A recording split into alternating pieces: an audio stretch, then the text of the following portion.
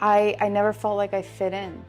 And growing up, that kind of continued and developed. Like I could never really connect. So it was very difficult. By the time I was 12 years old, like right around puberty, and that's where our brain and our body start changing, I became very depressed. I began self-harming, so I have scars all over my body, and I began to develop that like suicidal ideation of like I didn't want to exist anymore. The self-harming was a way to like I would rather feel and inflict pain on myself so I could feel something than nothing at all. Inside I felt like I was dying, and once I began self-harming, things like really escalated. When you're depressed, it's really, really challenging and difficult to get out of that dark hole, but there is a way out, and you are the only person who can get yourself out there.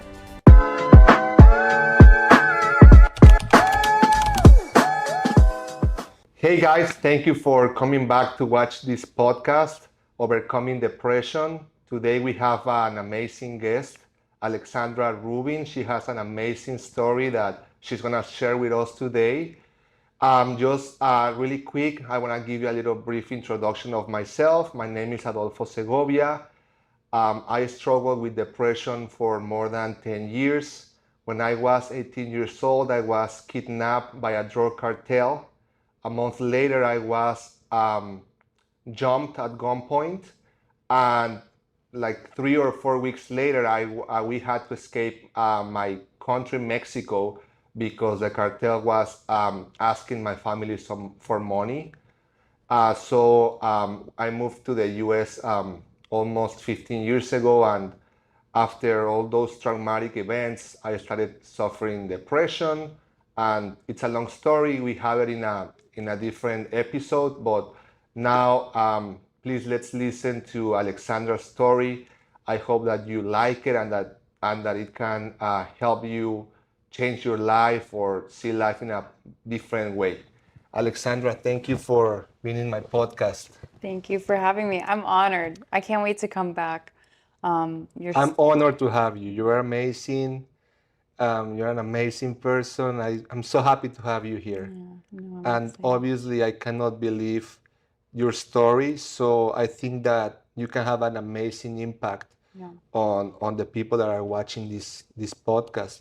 So could you start like from the beginning? Yeah. How it started? Yeah. Or maybe introduce yourself really quick Yeah. in a minute and then start your story? Yeah.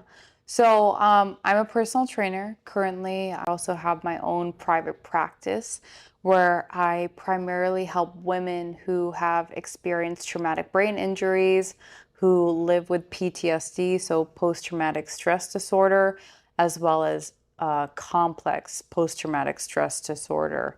I work with a variety of women who also have additional injuries as well. And I help to teach them, like how to not only build the body and become athletic and toned again. A lot of the women I work with are veterans from the military. I also have some time in the military. I'll touch briefly on that. But helping these women to get back to a point where it's not so difficult to function. Living with PTSD, CPTSD, and traumatic brain injury, which I have all three of them, is extremely difficult, especially when it limits brain function. And what exercise actually does is it helps us prevent further damage to our neural pathways. So like how our brain communicates. It helps us to promote building new neural pathways, and it essentially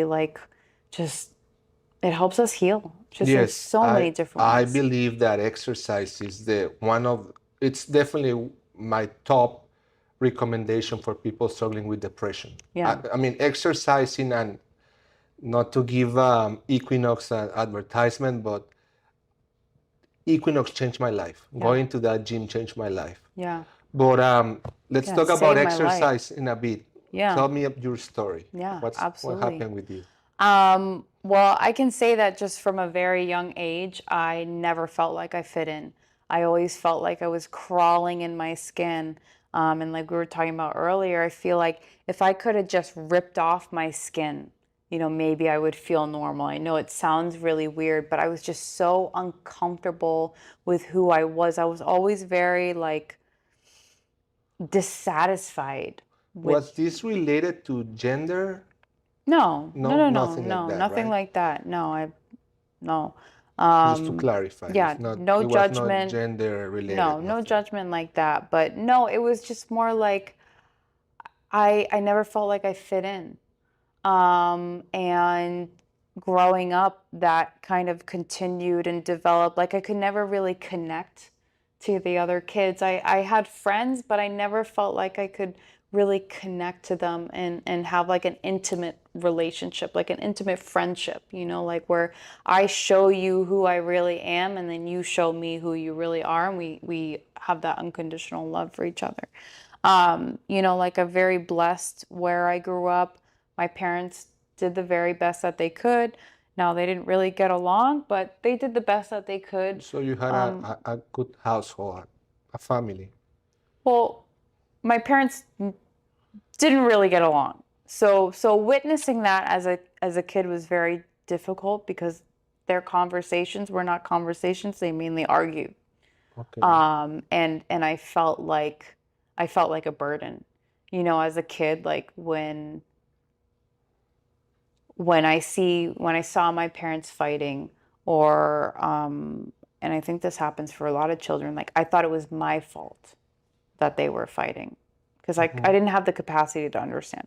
So that was very difficult. By the time I was 12 years old, like right around puberty, and that's where our brain and our body start changing, I became very depressed, very anxious. I could not speak in front of people. I couldn't even call, my doctor to make an appointment on the phone. I began isolating and I began self-harming.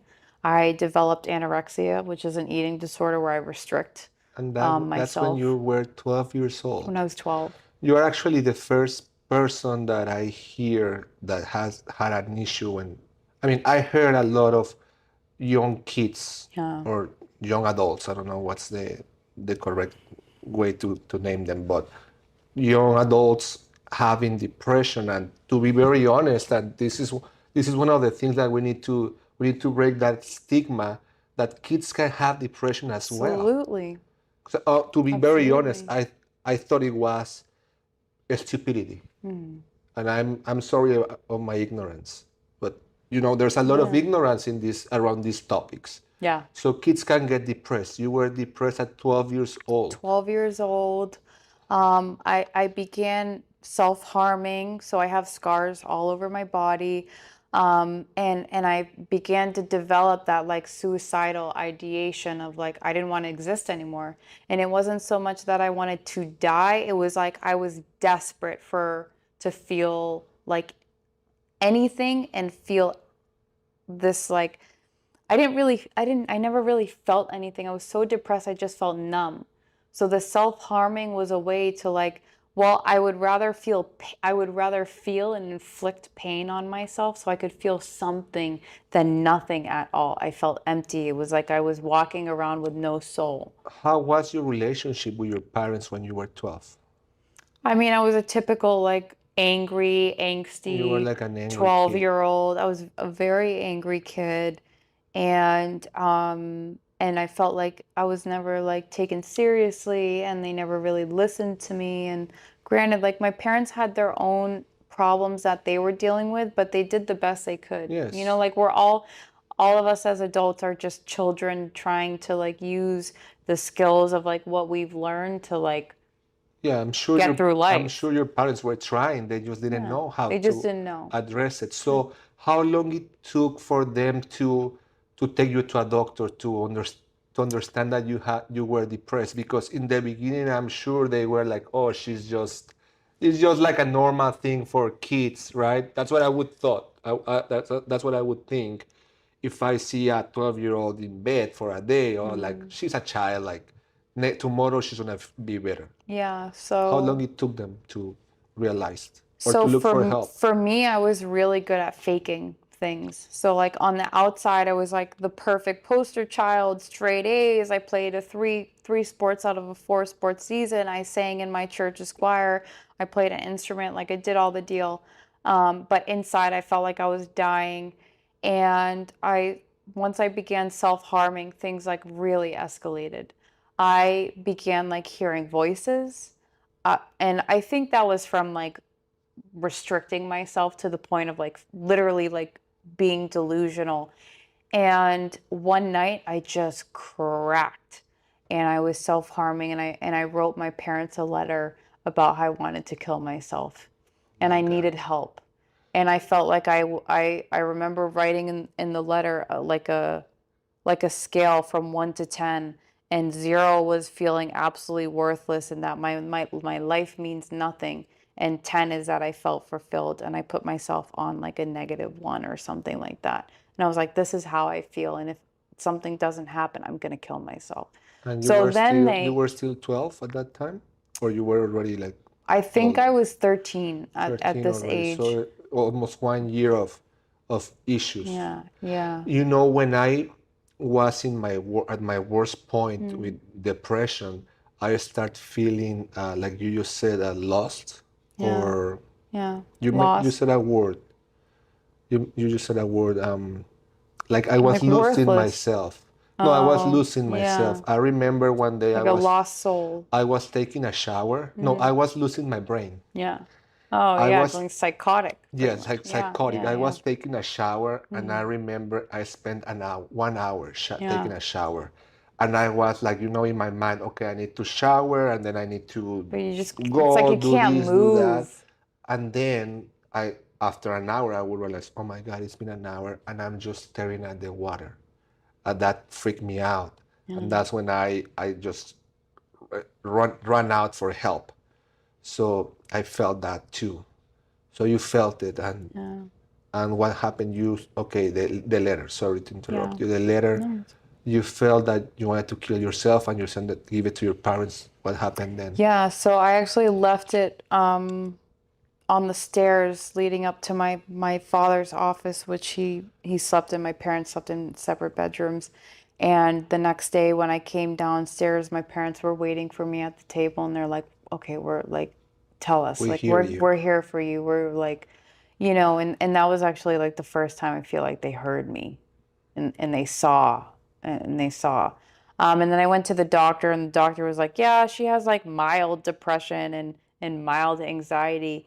And that just, I was like so invalidating. I was like, I was literally just told you I was going to kill myself, and it's mild. They took you to the psychiatrist or the psychologist?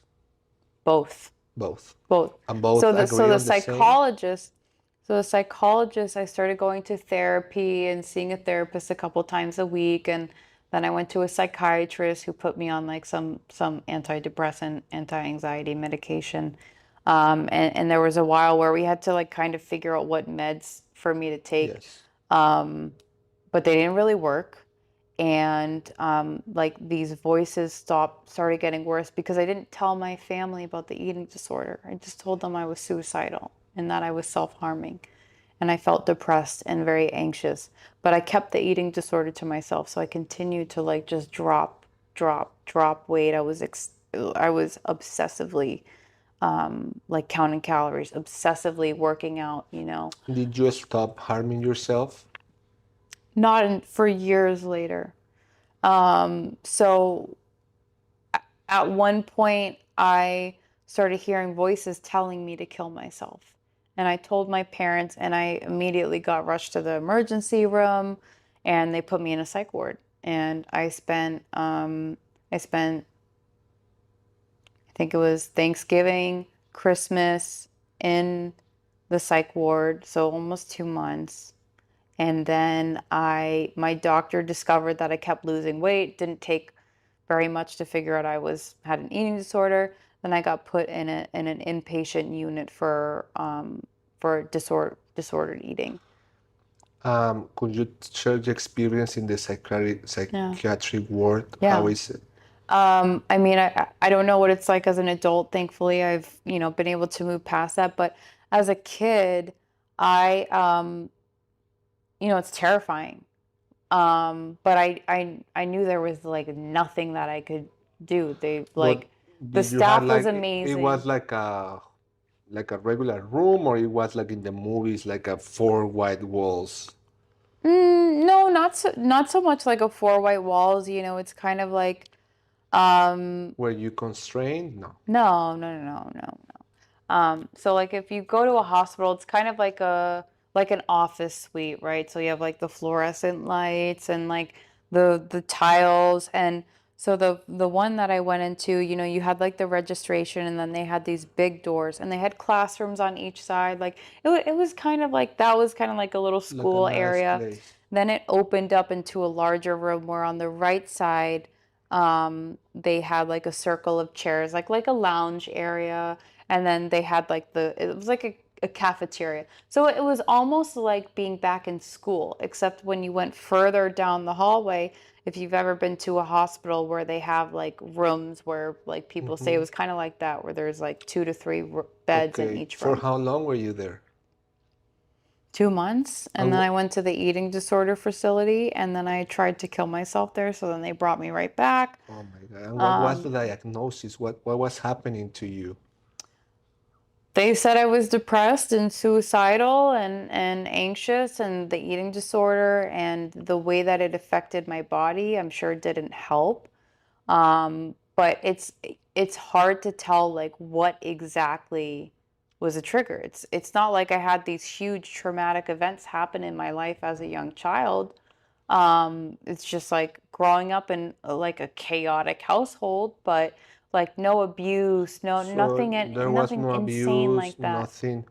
I mean, like I got bullied a lot in school. I never really fit in, so there was like a weird like social disconnect, but nothing big, like no Did you feel major like event. hate? Did you hate like other kids or had like I never hated other kids. I just felt really hurt because I didn't think anyone liked me. And you like didn't feel pretty or something like that? well, Or you didn't I feel remember I accepted? remember in kindergarten this kid was like braiding my hair, and I turned around to thank him because no one had really like paid that much attention to me. And he looked at me and he was like, "Oh, you're not Megan," and was like, "Oh." And I was just like, "Ow, like that hurt." You And know what? and That something like that happened to me yeah, as a child, and those things hurt a it lot, hurt deeply, deeply. Yes, deeply. it's true. But do you think, because I mean, sometimes something weird happened to me Mm. when I was in Mexico. I was like, I don't know, 14 years old, and I used to go to a place where we learn the catechismo, which is, to do the first communion. I don't know if you heard of that. Mm. And I believe I was like 10 years old. And the son of the woman teaching the classes, the Catholic classes to do the first communion, he was like, he was sick. He had some type of disability. I don't know exactly what type of disability, but he was really sick. And I remember one day he grabbed me by the hand and he took me to his bedroom and he pulled his pants off Mm. and he grabbed his penis. Mm. And Mm. I completely forgot that event until like I was, I believe, 17, and I was in church because I used to go to Christian church as well. And one day, after 8 or 9 years without seeing him at all, Mm. ever, I saw him. And the first thing that came to my mind was that thought that I completely erased Wow. for 8 years. Wow. And I don't think, no, I believe nothing happened. To be honest, I don't remember. Mm. I believe I just like, I saw him doing that and I just left. Yeah, of course. But do you think something like that happened to you, maybe? Some, So there was a girl whose family would babysit us, and she had a really like from an adult, it looked really rough. Like, it seemed like her family was a little questionable. And she grew up with like older brothers and stuff, and they were not nice older brothers. And she would like want to like kiss me and touch me in like very inappropriate ways. And I couldn't do it. I froze. I was like, could not do How anything. old was she? We're the same age. It was Oh, like probably when I was like 10. But it's like, like I've spoken about this with my therapist, and it's weird because it's like, you're a kid, so you don't really know better, but it's still like a form of like abuse. of And she's still a abuse. kid too. Like, Right. And it's sad because now as an adult I can recognize that someone was probably doing those things to her. yeah. And then that's her projecting that onto me. And it's horrible. I heard so many stories of child rape or child abuse that it's crazy. Oh, It's yeah. crazy. So, okay, going back to you tried to kill yourself when Yes. you were in the eating Eating facility disorder, yeah. disorder. Then I went back to the psych ward. Finally went back to the eating disorder facility, graduated, did an outpatient, and pretty much like the rest of my middle school and high school looked exactly like that, in and out of psych wards. I used to tell all the kids I had mono, which is basically like a disease or like some, I don't even know what it is that makes you really tired and that you can't do anything. Monocleosis. I don't even know. Yeah, something like that. Well, That's what my it's parents told me to tell them. it's funny because the past episode that we did, the person who talked here, his son died of monocleosis. Oh my God, it's Yes. awful. So that's episode 3, Ivan Alarcon. So middle school, high school too. Yeah, all through. I feel like I spent more time in psych wards than I did in school. So what were doctors saying? Or Well, just she's depressed, she's sick, and your and parents, they didn't know what to do. They just did they the best they that tried the what they best. could, like what do you do when your kid who you love and you care about is like, "Hey, by the way, I want to kill myself." Like you do everything that you And possibly what were you could. feeling, I Alexandra? don't what was I What were feeling? you feeling? Why do I you want to kill I yourself? I couldn't tell you. You don't have any I idea, reason, something that made you sad, memories. I mean, like, yeah, I was bullied and my parents fought a lot and like I think I came into this world with like not really having right brain chemistry, and I was never taught how to like manage my emotions, and like, from a young age, like hurting myself, that's traumatic, right? Like being under the stress of depression and anxiety creates your cortisol to go up. And when your cortisol goes up and it stays up and can cause like inflammation and swelling in the brain and all these problems. And there's actually like seems to be a lot of data coming out that a lot of people who have had like long-term trauma, so complex trauma, and who have like suffered from anxiety and depression are more likely to develop cancer and autoimmune diseases, and which can be mitigated through like working through it and healing. But I honestly, I think it was just brain chemistry. Like I think it was just the way I was wired, on top of like just the circumstances of which I grew up, and not ever having the skills to be able to properly manage. Okay. So high school, did you ever had a boyfriend? Yes, I mean, like nothing. Well, my first boyfriend cheated on me in freshman year, and that really sucked. I actually went to a different high school than my town's high school my freshman year, because I was bullied a lot in middle school, and I didn't want to grow up with those kids. So I'm like, oh, I'll go to a different high school. I went to a charter school. I didn't like it was such a small it was such a small school that like, and the class started in middle school, so everybody had already established like a relationship, and I didn't like one of my early childhood friends from elementary school went to this charter school.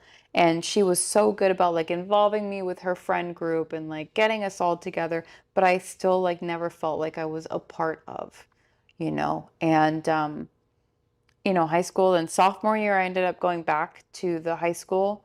I was in special education classes.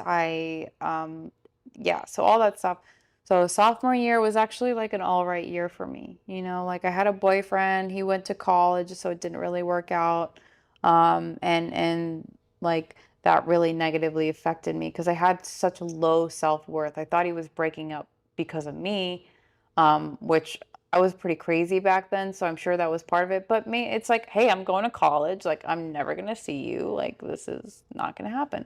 As an adult, okay, I can understand that. As a kid, I can't comprehend that. Um, then my junior year was not a great year, but I decided that I wanted to do dual enrollment. So I was trying to like escape again. So I was the first student at my high school to go to college and high school my senior year. So I did that for the first semester. And so I went to college during the day, and then I would finish up my night courses at the high school. I'd take night classes. Um, and then the second half of so I was exposed to like a lot of the kids that like did drugs and drank and smoked weed and like kind of like the bad kids, and I started hanging out with them, and I started drinking and like smoking and like experimenting with different enhancers Drugs. and yeah, different drugs, and it helped me to escape my reality. And then I felt normal. Like when I drank, I would feel normal. And when I smoked, I would feel normal. When I took drugs, I felt like freaking better than normal than I ever had. So I got really involved with that. Then my school told me, so junior and sophomore year, I ran track and field and I loved it. And that was like the beginning of like getting into fitness and really having a positive impact on my life. They told me that I couldn't participate in track and field if I wasn't at the school. Like I couldn't do dual enrollment and I wouldn't be able to go to prom if I did dual enrollment. So I was like, well, fuck you, college. I'm gonna go finish because I wanted to, do the prom thing and do a sport I Yeah, have loved. And friends, and at that time you had friends, yeah, I bad mean, friends, but friends. yeah, right. So I felt like my life had some semblance of like being normal. Exactly. And then of course with like the drugs and alcohol, I felt normal like pretty much all the time. And then my senior year, I just like had, we call it like senioritis, like just trying to get through. And I was still very depressed. I was very anxious. I was still very insecure, very lazy. I gained a ton of weight. So my, Senior year of high of school or high school, college? high High school. school. So senior year, my weight started going up. It was like around 170. I graduated, awesome. And then my partying and drug abuse and drinking and smoking. Smoking wasn't like too bad for me, but the drugs and the alcohol really took off. So I started partying with older people in Boston. I would sneak out of my house. I would sneak out of my window. I was on the second story, sneak out of my window, climb off the roof, jump down onto like the porch, and then I like someone would pick me up or I would drive away when I thought my parents were asleep. And I thought they didn't know, but they knew. And I started getting really involved with that. And then like still partying, whatever, I still felt normal, but like I didn't feel right. I was still very anxious and depressed. And like when I wasn't drinking and when I wasn't taking drugs, I felt horrible. Um, and I ended up being assaulted. I was raped by a police officer on a date in his car. And yeah, it was really fucked up. And I couldn't do anything because he's like, I'm a cop. Like, if you do try anything, I'm going to fuck your life Rape up. a cop Mm-hmm. in his own car. Mm-hmm.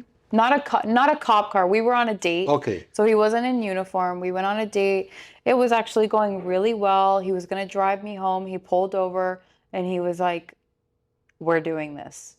And I was like, no, I don't want to do this. And he, And well, what can I, a dude that's way stronger than I was, and and did you call the police after that? Did you do No, something? no, because he threatened me. Come on. He threatened me, yeah. He was like, if you tell anyone, I'm gonna fuck you up. I know everything about you. I'll make your life miserable. He's Oh like, my I God. will, yeah. So it's like, Okay, so yeah, more really fucked trauma. up, more trauma. And I just remember that going home, feeling powerless, empty inside, in pain because it hurt. It hurt the way he forced himself on me. And I ran myself a shower to the point where like the shower was literally burning me, and I sat there for an hour. And I was like trying to like burn him off of me. And a few weeks later, I was like ready to like reach out for help because it was like it was killing me inside. I reached out to my old school psychologist. He brought in like the town detective, and basically they were like, unfortunately, like he's a cop, like you would have had to gotten a rape kit done like that night, so they would have gotten his stuff, and I didn't do that. So it's just word of mouth. Like it was strictly word of mouth. And they're like, you can go to court, but I'm just letting you know, like, I'll support you, but it may be more traumatic for you to go through court and then for them to not, like, who's going to believe like this young girl We had a who, lot of problems, right? out over an esteemed cop with a lot of problems, with a history of a psych ward, right? I'll look crazy. And I know that the cop was telling me this. They were right. And maybe that's why this guy abused you because he Because it knew was easy. It it was was easy. It easy. was easy. I mean, he didn't know about like my past or anything like that, but like Oh my God. anyways, so yeah, that was really fucked up. I cracked. I cracked after that. So what happened when you hit the bottom? Yeah, so I was gonna kill myself. And at this point, I had already tried a bunch of times, and it never worked. I tried like slitting my wrists open. I tried taking a bunch of pills, and like I never did enough to actually end it. And I believe that was like what I call God or a higher power, whatever someone believes in, just something that's not me and something greater than myself wanted me here. So it never really happened. So I ended up in a wilderness program, a wilderness therapy, and I spent 2 months in bumfuck Utah, hiking around, and I got to do all these amazing things and make these incredible bonds with people, and really like get into fitness and the outdoors, and it was very healing. But when I came back, it was the same environment, and I like would have to drive by the street that I was raped on, and I would have to like drive by the ex's house that cheated on me, and the one that left me, and the high school and the middle school. It was tough. It was really tough to be back there. And so then my drinking, drugging, and partying really took off. Really took off really bad, really quickly. And at one point, my dad actually received a parking ticket um, from me parking in Boston, like from like 4 in the morning. And he was like, hey, like, I know what you're doing. Like, this is really risky and dangerous behavior. So, like, he basically gave me the option of, like, you can stop and, like, we can pursue getting more help and more treatment and whatever. But if this continues, I can't allow it in my house.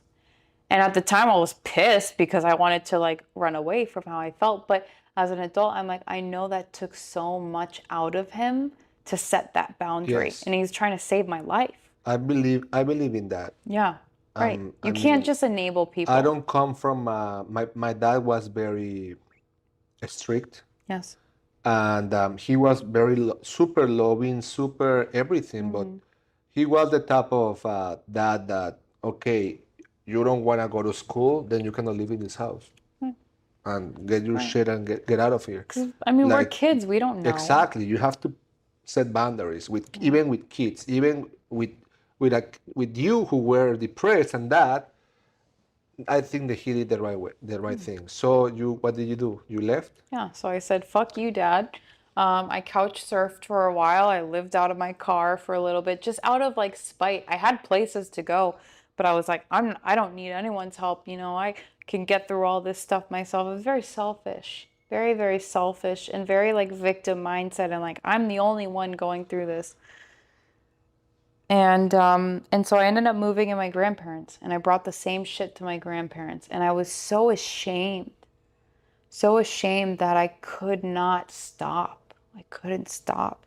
So I decided to join the military. And Okay. that's when I enlisted into the army and you know, they cleared me. They were like, you know what, you're good to go. Like, because I had like, I started exercising. I started dropping weight. I felt better. I didn't feel depressed. I didn't have the cloudiness of the mind. I started like getting motivated and like really like taking a look at myself of like, why am I doing these things? And the kind of like the depression and anxiety and all that crazy shit melted away. And they were like, hey, like, you know, you're So good to go. essentially, the military is when you started feeling better. We Yes. could say that joining the military is what helped you. It was the beginning of a change. Well, in order for me to join the military, I was 180 pounds, over 180 pounds at that point. So I had to get down to 154 pounds, which was the weight cutoff in the next 3 months, or they wouldn't even accept me. And I was like, okay, for the first time in my life, I'm going to follow through with something. And I know, like, I, I'm not stupid. I know that fitness is good. I know exercising is good for me. So I stopped eating a ton of junk food. I cut back on what I ate and I started walking. When I started moving my body, that's what started to shift. Like the moving the body. The military was the reason why. But when you were in high school, you were doing track and field. Right. And I felt better doing that. I felt better doing that, but I got sidetracked with drugs and alcohol and partying. Okay, so you started changing your lifestyle. You lost 30, 40 pounds in 3 months to join the military, and that's why it started helping you, Yeah. correct? Yeah. And then you joined the military. Yeah. And you have to be like super fit in the military because they smoke you. They, if you don't, yeah, they just smoke us for no reason. You know, we'd be doing push-ups and And planks for you hours. wanted to go to the military because I needed structure. I wanted looking for structure, structure. and I knew that the military would break me down in a way and mold me into like I had this idea of like who I wanted to be, and I wanted someone with more discipline because I knew I had none. You know, it's funny because I thought about the military too, Yeah. just to have structure because I live by myself here, and all my family is in Mexico. Yeah. So I essentially have no one in Miami, and I know that caused me a lot of depression. That increased the depression. And obviously, when you are depressed, you don't go out, you don't make friends, you're alone. It's a cycle. But once I start breaking that pattern, that cycle, it's when things are starting to change for me. So that's what happened to you. And I thought about the military because I just wanted company. I just Yeah. wanted to have someone to talk. Right. Right. So you joined the military and you start feeling better. I started feeling better. I mean, I could run. I kept losing weight. I ate better. I made better decisions, and it was, you know, they put you through some really, really challenging things. And there were some moments where I did not think that I was going to make it, but I did. And I'm a firm believer that when we do things that challenge us and we follow through with those things, it builds self-esteem. It builds the trust in yourself that like, even though this is really hard and really uncomfortable, I can show up for myself. And you begin to follow through. And so that's like what started happening to me, but I wasn't yet ready to let go of who I was. I started dating someone in the military and all the red flags were there, but I thought I could fix him, which by the way, we cannot fix other people. The only person you can fix is yourself. I thought I could Barely. fix We him. can barely fix ourselves. Yeah, we can barely, yeah. So how can we fix someone else? So I started dating someone. I got to my advanced training, and I had a traumatic brain injury from a major concussion in training, and I was denied treatment. My drill sergeant literally told me to suck it up.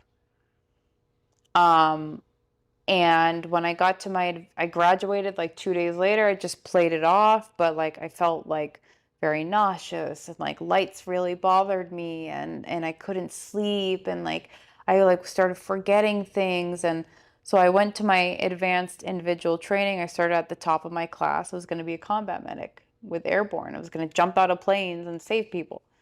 And I felt like that would have given my life purpose. So I started at the top of my class and like started failing out almost. I couldn't remember anything.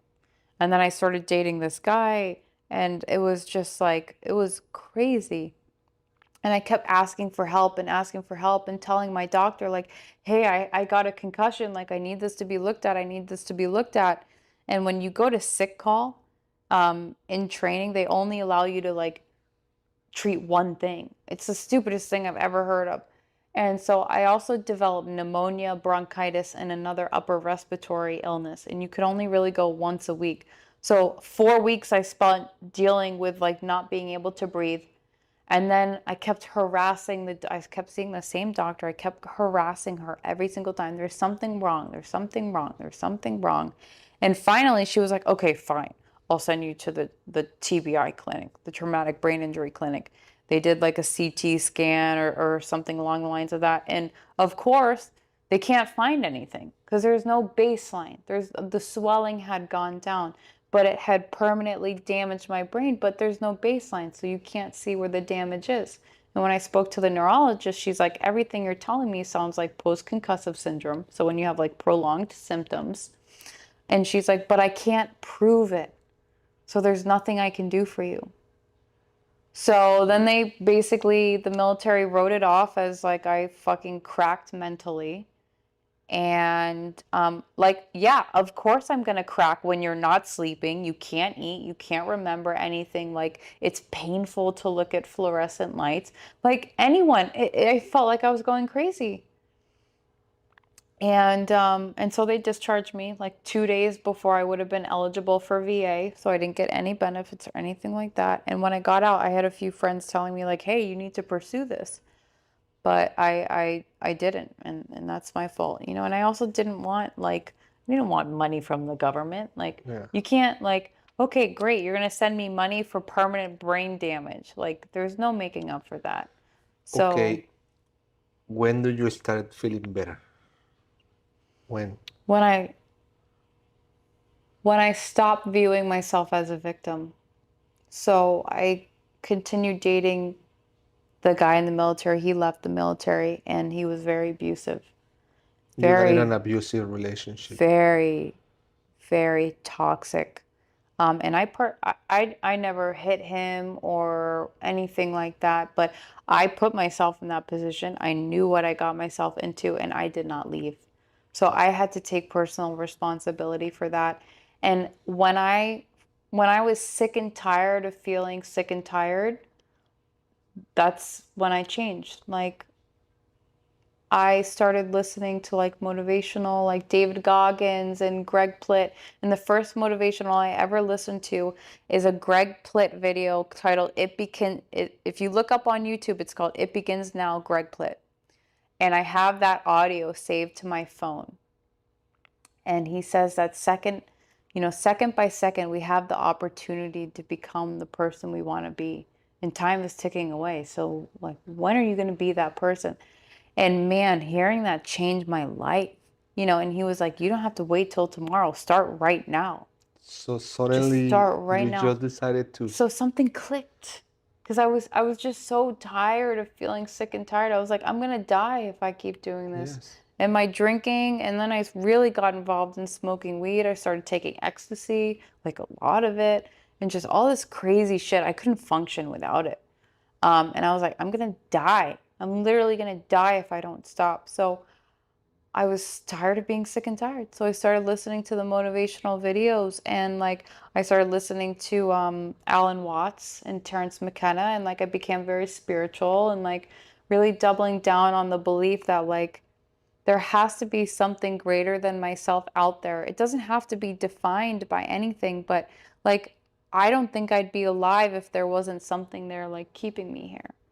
And that faith kind of like kept me going, and I began to like listen to what Greg Plitt was saying, and David Goggins is like, I get David Goggins, and listening to like Jocko Willink and people who have like really done difficult, challenging things and been through some horrific things, but have taken that and become better for that. And I started to model that in my own life.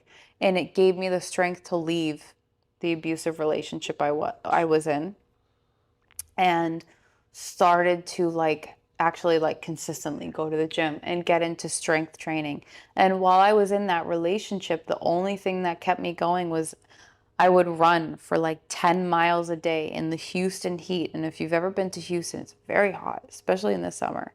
Listening to Greg Plitt, David Goggins, Jocko Willink, on repeat, and just ingraining that into my brain. I do the same. I listen to all of them, and every morning, Shout out to Jocko. Shout out to David Goggins. I every love you time I guys. wake up, I start listening to motivation. And on another episode, I was talking about that we listen to so much crap, the popular music, the TV, stupid shit that doesn't help us at all. When I was a bit against motivational speakers because it's like, oh, motivational speaker, I don't need motivation. But in reality, we do need motivation because we need to listen to positive stuff. Yes. That we can do it, we can fight, we can be happy, we can live a good life. We don't need to live sad. We don't need to have this horrible, depressed life, always feeling guilty, always feeling like shit. Yeah. We can have a beautiful life. A lot of people have a beautiful life. So I want to have a beautiful life too, and it's possible. Yes. So you started changing. So now, obviously, how do you feel now, today? I feel amazing. You feel amazing. I have peace. I have peace of mind. And the reason I'm here, right, is the more I talk about the really difficult, challenging things, the less power it has over me. And I feel peaceful. And the more that I work on myself, the more that I show up for myself, the more that I ask myself difficult questions that we are all running away from, who am I? Who do I want to be? How am I going to get there? What needs to change? What do I need to let go of in order to allow space for that new thing to come through? Actually sitting down with myself and evaluating that has helped me to feel more at peace. And happy. Yes. And joyous and free. And I can breathe. I don't try to escape my skin anymore. Okay, so today you are a fitness trainer. You are a health coach now. I call myself a mindset coach. Mindset coach. So you are doing great. Let me ask you some questions. Do you believe depression is real? Absolutely. And I'm asking this because these are some of the questions that a lot of people still believe depression is a joke. So it's someone tells you you have heart disease. You can look at the heart and see that there's a problem. The same thing with the brain. It's just that insurance doesn't usually cover CT scans to actually see what's going on in the brain, but it doesn't mean that it's not happening. Your brain is an organ like anything else, and there's a chemical imbalance that happens. That's very real and very dangerous. Now I'm gonna ask you a little bit of a tough question. I don't know why I have the feeling that almost the whole situation came because you were not able to make the friends, to have a nice environment. Can never connect. You were not able to connect for XYZ reasons. I don't know. Maybe you don't even know yet why. What would you tell a young kid, a 12-year-old that is going through what you are going through? What can you tell them? How can they fight this to avoid avoid to go through all this suffering? Yeah.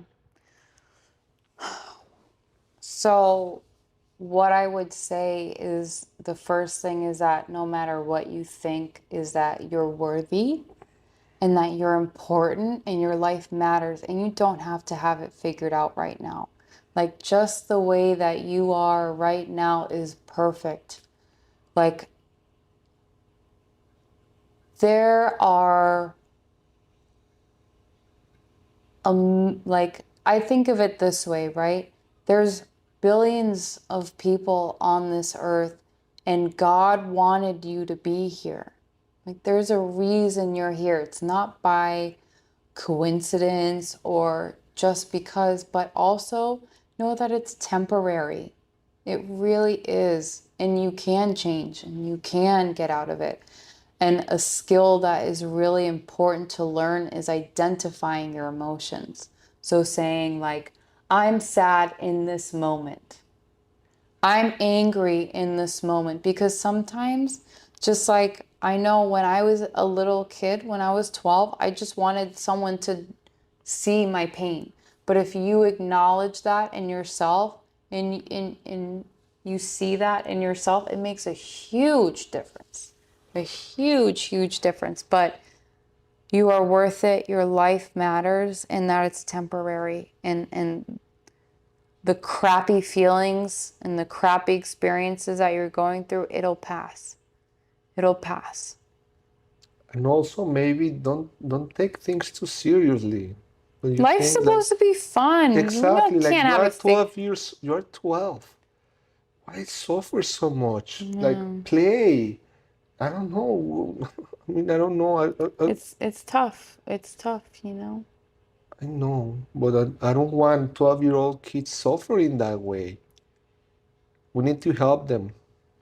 So, what would you tell their parents, Alexandra? I don't know what to do. Yeah. I wouldn't know what to do today. If I have a 12-year-old kid who tells me, I want to commit suicide, Yeah. I wouldn't know what to do. I think the most important thing, right, is as a parent, you want to fix the problem. You love your kid, you care about your kid deeply, deeply, and you don't want them to feel that way. But I think the most important thing for you to do is to listen to them. Like, really listen to what they're saying, you know, like, even if it hurts. Because your kid might tell you something that really hurts your feelings. And it's really important for you to be able to be calm and be strong and be there for them. And also for parents, I would say your child is how they feel. You spend the most time with them, right? So they are a product of their environment and what they're learning for you. So if your child does not know how to regulate their emotions, I'm sorry if this hurts, but more likely than not, it's because you do not teach them how to regulate their emotions and how to breathe and how to calm down. And as a parent, that might be shocking, but like, you are an example. They're going to grow up to be a mini you. So being an example of, like, how can I breathe through something that's really challenging? How can I label my emotions? And most importantly, like, how can you be there for your kid and just listen to them and hear them and see what they're going through and validate how they're feeling? Um, Something that helped me a lot is that my dad and my mom, they are, they, a lot of times, or almost all the time, they come and tell me, I love you. Yes. And I don't know if your parents did that with you, but I think it helps a lot. Yeah. I mean, Just to know you're when my loved. parents tell me I love you, I feel weird. I like, oh, dad, don't tell me those things. But when you are sad, those words come. Yeah. So it's important, I think, for parents, it's important to give those words of affirmation to your kids. Tell them that you love them, hug them, kiss them, tell them that they are the best, that they are beautiful, that if it's a boy, you're handsome, if it's a girl, you're a beautiful girl, you're my princess. I mean, I don't know. I think that kids are so, I mean, they need so much love. Were your Yeah. parents loving with you like Yeah. that way? Yeah. And I think you're right. Like, the affirmations The of like you're affirmations smart, are you're key. intelligent, and actually like having them say that too, Yes, so they yes. know. And Yeah, since it's they are like huge. little children, You know, the beautiful thing about kids is that like they bounce back, right? But there comes a point where like they have to have the tools to know how to bounce back, and as parents we're responsible for teaching them how to do that. And I think empowering your children, just like you're saying, of like the words of affirmation every day is so important. It's I think crucial so. to their growth. Yeah. Alexandra, obviously, you were also raped by a Mm. couple, whoever. What could you tell to someone who was raped? It's not your fault. You didn't ask for it. And I'm so sorry that you had to go through that and experience that. The most important thing is that it wasn't your fault. I don't care what anyone tells you. I did not go on a date saying like, hey, fucking take advantage of me against my will and leave me with trauma for the rest of my life. No one asked for that. I don't care what you were wearing or what you were saying.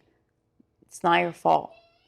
What is our responsibility is if we choose to heal from it, and if we choose to heal from that, or if we choose to stay in that like that victim mode, because that's not healthy either. So just take care of yourself. Please talk about it. Reach out to people. Ask for help. Okay. Um, Alex, five tips that you could give to someone who is depressed right now, who is trying to kill themselves. 5 tips, specific things, Okay. specific. If you do this, you can fight it. And something important is that we we both of us suffer from depression, and we are fighting every day. Yes. We are not perfect. We are not like happy all day. For me, depression is something that I fight every day, but I can 100% say that today I'm happy and I live a beautiful life. I have my bad days, but I fight every day. So for me, life is a fight. Yeah. Because the truth is that if I stop fighting, it comes back. So I always have to be fighting, always reading, always listening to podcasts, always be very mindful with the stuff that I read, that I watch, that I listen to. So 5 tips that you Yeah. can give someone suffering depression. Yeah, absolutely. Um, the first thing I'm going to say is move your body. Like, get that. There's energy stored in you that needs to be released. So, move your body, whether it's dancing or getting involved in like a martial art. I do jujitsu and I found that's very helpful. Walking, even just like honestly, like just get out of bed. Like, just move your body. Please, like, shake, whatever it is. That's the first thing. Move your body. 2, watch the way that you speak to yourself. I wouldn't say like, don't enable yourself to do things that you know, like you're smart. You know what you need to do and what you don't need to do. But speak to yourself kindly because you are worthy, and affirmations go a long way. So move your body, speak kindly to yourself, and affirm the incredible person you are, even if you don't feel it. Like literally fake it till you make it every day. And I still, like Adolfo says, I still struggle with depression. I still struggle with anxiety. But what I do is I have an idea of the woman who I want to be. And when I wake up, I like almost like I put on that woman and I act as that woman and I speak how she would speak and I think how she would speak. And over time, like I've gradually become that woman. So, like, I guess the third one would be have an idea of who you want to be and just try to be that person. And then it does two things where you start to see that these crappy feelings are temporary and that also you can be the woman or man or woman or whoever, like who you want to be. Um, the next thing I would also say is reach out for help, please. Like this is so important. Closed mouths don't get fed. and they also don't get helped. And the last thing I would say is when you're feeling something really heavy, say, I'm feeling X right now, because sometimes we just need something to be acknowledged. Like what I do is like when I'm feeling sad, I'm feeling sad right now. I'm feeling angry right now. I'm feeling rage right now. And just acknowledging that lessens the pain a little bit. And I know when you're depressed, it's really, really challenging and difficult to get out of that dark hole, but there is a way out, and you are the only person who can get yourself out there. Obviously, when you're talking about looking for help, obviously, I'm assuming that you refer to parents, but also like a professional, right? Psychology, psychiatrist, Yeah, I mean, I think if you can afford therapy, even though they didn't help you for many years, but because it does help. well, when I was going to therapy back then, I wasn't being fully honest with myself, and I wasn't being fully honest with my therapist, and I didn't want to go. Yeah. I didn't want to feel better for a So at long the end of time. the day, it's a decision, right? You have to Yeah. make the You decision have to, to live, to enjoy life, right. to It's stop being of tired of being tired of. life is not, it's not easy, but we're the only people that can make it easier or harder. And if I chose to see myself as a victim because I got out of being responsible for my life. I believe life is beautiful. It is. You know that when I'm sad or I'm feeling depressed, I start thinking, and this helps me a lot. Like, I mean, I'm here sad and depressed, and there's a beautiful world outside. There are so many beautiful people, so many beautiful experiences that now that I'm better, I just want to live. I want to Yeah. travel the world. I want to meet so many people. I want to experience so many things. I love food. I like to drink. I like to have a drink, wine. I love to work out. I love to, one day I would like to have a wife, have kids, and that's my motivation. I want to be a father. I want to be a good father too. Not just a father. I want to be a good father. I want to be a good husband. So I fight every day to become that person that I see, that I dream.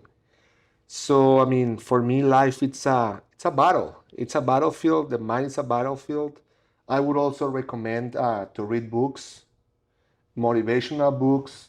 Listen to these motivational speakers. David Goggins. What's the other one? Greg Plitt, Plitt, Jocko Willink, Tony Tony Robbins. Robbins, Mel Robbins, Grant Cardone, Gary Vaynerchuk, Well, those are more Tom like Shetty. business I think related. he has a good message. But But definitely yeah, David Goggins. I mean, it's and Tony Robbins. Those are amazing. Um, Alex, something else that you would like to share? life is worth living, and you have to make the decision that you want to be involved with it, and you're worthy of being involved in it. Everything's temporary, the good, the bad, but like just because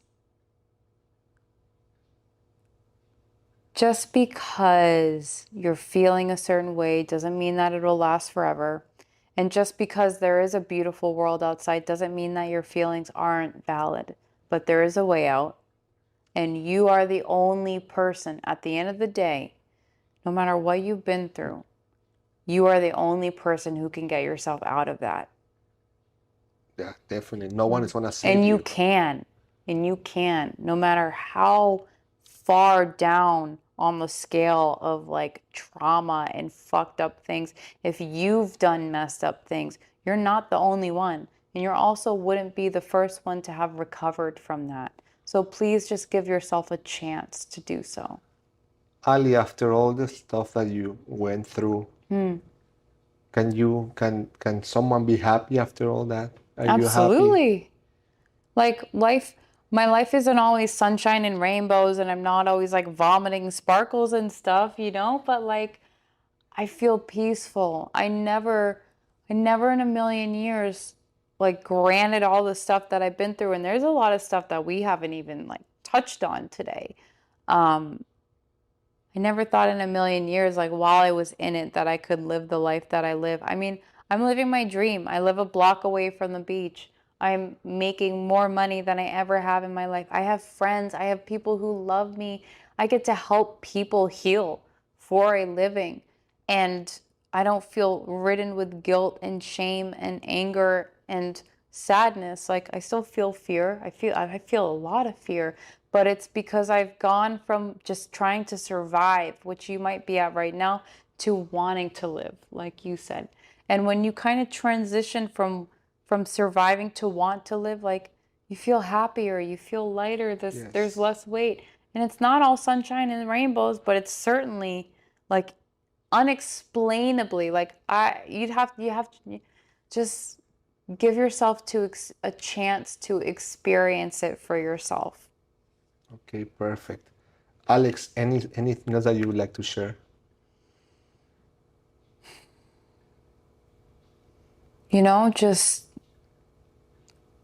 keep just keep going another day. Like, you got this, you're worthy, you're worth it, you're loved, you're lovable. My social media handles are all at Muscle to Mindset. I have a free online, I have a private group for women that have PTSD, traumatic brain injury, and CPTSD. You do not have to be officially diagnosed. If you feel you might fit the category, you can join. It's on Facebook. So find me at Muscle to Mindset, on pretty much every social media. And if you're interested in working together, then maybe you can post my Of course, we are going contact to at the. post your information there. Okay, so dear friends, thank you so much for watching this episode. Um, Please, if someone out there is thinking about committing suicide, please, I beg you, don't do it. Look for help. Call me, call Ali, talk to your parents, talk to someone, but don't kill yourself. I was listening to some horrible statistics. There are more people committing suicide now, more deaths from suicide than deaths from the war Right. worldwide. So a lot of people are killing themselves. So please don't do it. Don't become a number. Life is beautiful. You can fight. There are resources. We are here to help. The whole purpose of this podcast is to help people. Yeah. I'm not doing this for anything else but just to help.